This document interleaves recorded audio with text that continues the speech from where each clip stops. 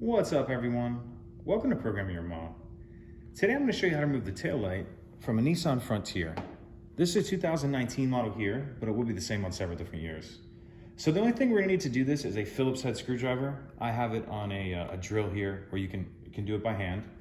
So first thing you need to do is open the tailgate. Then we need to remove these two Phillips head screws here and here.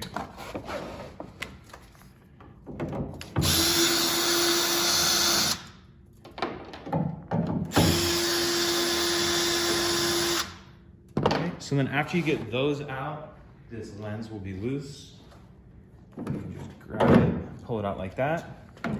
So if you need to change the whole assembly, you'll remove all three bulbs. If you just need to change any of the individual bulbs, you'll just remove whichever one you need to. And they're all gonna come out of there the same.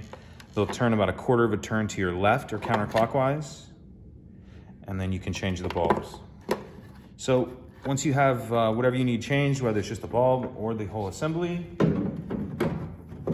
you'll just set it back on there and then throw these two screws back in. So that's it, pretty simple. If you have any questions, please let me know. If you could take a second to like and subscribe, it helps us out and I'd appreciate it. Thank you.